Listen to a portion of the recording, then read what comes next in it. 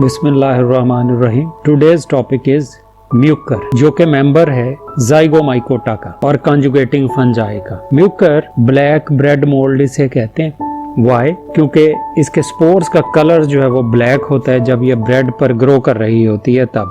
और saprotrophic fungus है ये वाली। डेड ऑर्गेनिक मैटर पर, सॉइल, प्लांट सरफेसेस पर, वेजिटेबल, रोटन फ्रूट्स की सरफेसेस पर ये प्रेजेंट होती है। थैलस इसका जो है वो है aseptate सिनोसिटिक hyphae.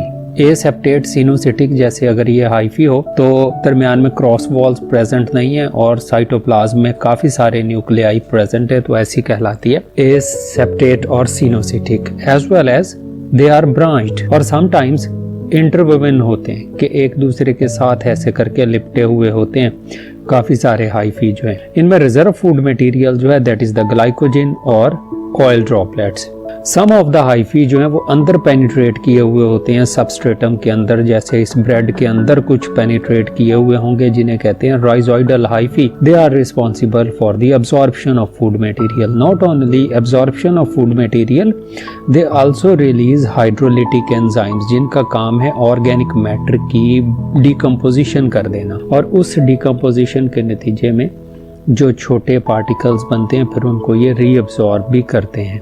As far as their reproduction is concerned, 3 तरह से ये रिप्रोड्यूस करते हैं। एक वेजिटेटिव रिप्रोडक्शन, एक एसेक्सुअल रिप्रोडक्शन और sexual reproduction. Vegetative reproduction is the fragmentation. Fragmentation ऐसी कंडीशन जिसमें हाइफी जो हैं वो ब्रेक डाउन हो जाते हैं 2 या ज़्यादा पार्ट्स में और हर एक हाइफी डेवलप करके नया माइसीलियम बना दे, तो उस कंडीशन को हम कहते हैं वेजिटेटिव रिप्रोडक्शन। जबकि एसेक्सुअल रिप्रोडक्शन यूजुअली इनमें होती है थ्रू एप्लानोस्पोर्स, नॉन मोटाइल स्पोर्स होते हैं। तो नॉर्मली तो हाइफी जो हैं वो सरफेस पर मौजूद होते हैं। जो सरफेस पर मौजूद हाइफी हैं जैसे ये वाले, इन्हें हम कहते हैं स्टोलॉन्स। और कुछ पेनिट्रेटिंग हैं जो कि सबस्ट्रेटम के अंदर गए हैं। They are the rhizoidal hyphae responsible for absorption of the food material. Some hyphae uprighting होते हैं, ऊपर को खड़े हो जाते हैं और वो हैं स्पोरेंजियोफोर्स।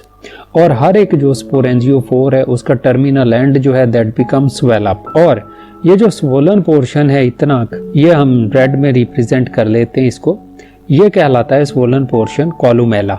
और इस कॉलुमेला के अराउंड जो है वो डेवलप हो जाता है स्पोरेंजियम।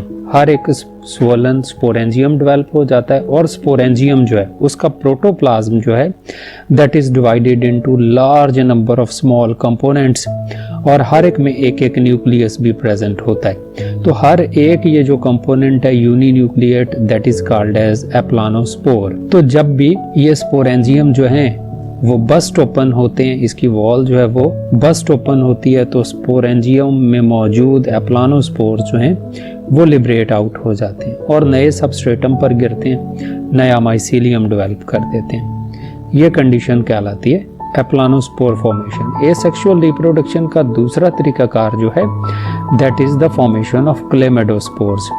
क्लेमेडोस्पोर फॉर्मेशन यूजुअली ये एक हाइफी जो था और मल्टी न्यूक्लिएट भी थी ये कंडीशन, तो इसमें intercalary means within cells क्या हुआ, सेप्टम फॉर्मेशन हो गई। और सेप्टम फॉर्मेशन होने के बाद जो सेल्स हैं दे गेट सेपरेटेड और sometimes they increase in number by the budding. हर एक सेल ऐसे एक अलहदा हुआ और इसके ऊपर बड अपीयर होते रहे और चेन ऑफ सेल्स बना देते हैं। ये जो चेन्स ऑफ सेल हैं it is called as torula condition. और ये जो हर एक इसमें न्यूक्लियस हर एक ये जो सेल है that is called as oidia और क्लेमेडोस्पोर। और ये अमूमन ऐसा काम करते हैं, ओइडिया या क्लेमेडोस्पोर उस वक्त बनाते हैं जब ये शुगरी लिक्विड मटेरियल पर मौजूद हों। तो सेक्सुअल रिप्रोडक्शन इनमें होती है थ्रू कॉन्जुगेशन, इसी वजह से इनका नाम है कॉन्जुगेटिंग फंजाई। अमूमन ये जो फंजाई हैं वो होते हैं डाइशियस और हेट्रोथैलिक। डाइशियस और हेट्रोथैलिक से मुराद ये है कि 2 डिफरेंट स्ट्रेन्स होती हैं, एक मेल स्ट्रेन या प्लस स्ट्रेन और एक माइनस स्ट्रेन या फीमेल स्ट्रेन।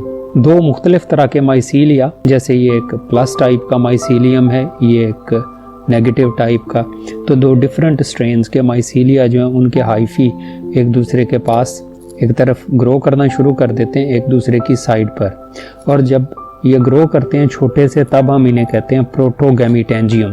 प्रोटोगैमीटेंजियम के दरमियान में इधर सेप्टम फॉर्मेशन हो जाती है। सेप्टम फॉर्मेशन के बाद जो पहले वाला सेल था वो तो कहलाता है सस्पेंसर, और नए सेल्स जो बनते हैं दे आर नोन एज गैमीटेंजिया। तो दोनों में एक इधर सस्पेंसर एक इधर सस्पेंसर बन जाता है और दो गैमीटेंजिया बन जाते हैं। गैमीटेंजिया में फर्स्ट वन होती है प्लाज्मोगैमी, और प्लाज्मोगैमी के बाद उनकी वॉल डिसोल्यूशन के बाद जो प्लाज्मोगैमी हुई तो न्यूक्लियाई भी फ्यूज कर जाते हैं। तो दोनों में हो जाती कि पहले प्लाज्मोगैमी फिर कैरियोगैमी भी हो जाती, जिसके नतीजे में डिप्लॉइड न्यूक्लियस बन जाता है। तो डिप्लॉइड न्यूक्लियस जो बना that is called as the zygote, and this zygote become thick wall.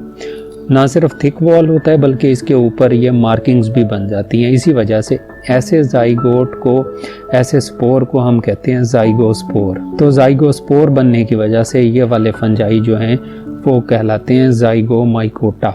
और ये जाइगोट जो है या जाइगोस्पोर जो है जर्मिनेट करता है बाय द मियोसिस।